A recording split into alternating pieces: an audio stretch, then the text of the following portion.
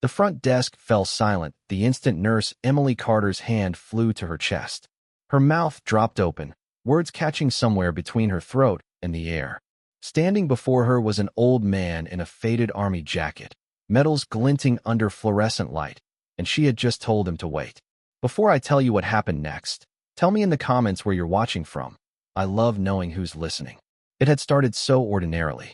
Emily had been on her feet since 6 that morning, her bun unraveling, her patience worn thin by a waiting room that never seemed to empty.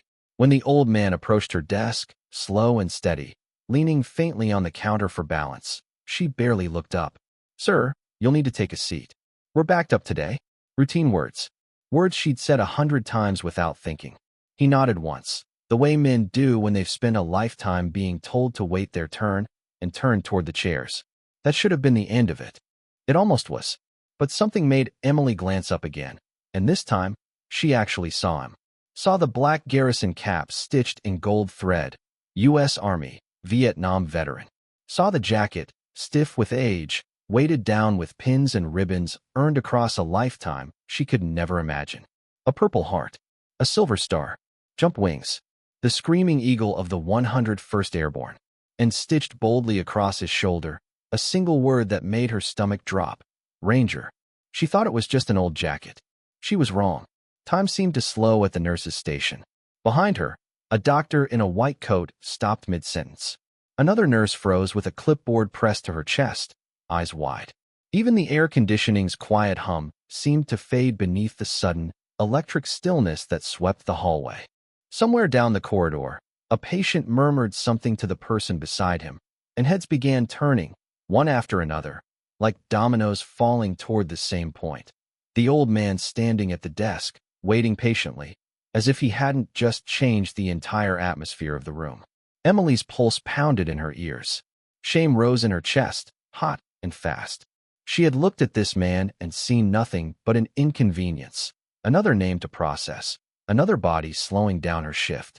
She hadn't seen the years etched into his face, the silver in his hair earned through decades most people never survived to see, the quiet dignity radiating from a man who carried more sacrifice on his chest than she could fathom in a lifetime.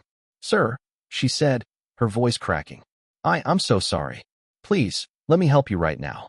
The old man studied her for a long moment, his pale eyes calm, almost amused, as if he'd seen this exact reaction before and learned long ago not to take offense. "It's all right, young lady," he said, his voice low and steady, roughened by age but unwavering. "Folks don't see us the way they used to. Name's Walter. 46 years since I came home, and most days, I still feel invisible." That single sentence cracked something open in her. Around them, the hallway had gone fully silent now. Patients, doctors, even the cleaning staff pausing their carts mid-stride. It was the kind of silence that asks a question without words. What do we owe the people who gave everything and ask for nothing in return? Emily came around the desk herself, ignoring the line still waiting, ignoring the policy that said triage came first, ignoring everything except the man standing in front of her. She took his arm gently. "Mr. Walter, you're not waiting another second. Let me take you back myself." A nurse behind her hesitated, glancing at the row of other patients.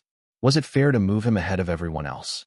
The question hung uncomfortably in the air, the kind of moral knot that has no clean answer. Because sometimes doing what's right doesn't look equal. It looks like finally noticing what you'd missed for too long. Walter, sensing her struggle, gave a small, tired smile. "Don't you worry about the others, ma'am. I've waited longer than this for things that mattered a lot more."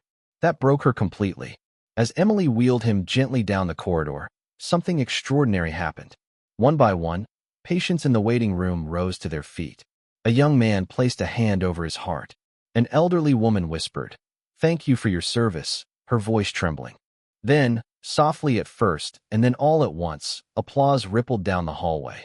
Not loud, not showy, but full, warm, human applause that filled every corner of that sterile space with something it had been missing all day: gratitude.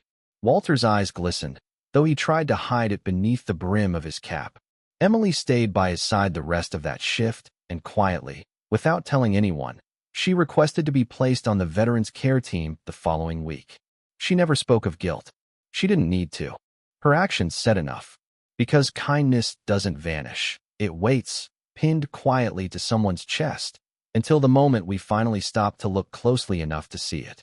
And somewhere in that hospital hallway, beneath humming lights and hurried footsteps, an old soldier reminded an entire room that the bravest hearts are often the quietest, until we choose to truly see them. If this story touched you, tell us in the comments below, and if you believe every hero deserves to be seen, hit subscribe. We'll be waiting for you with the next story.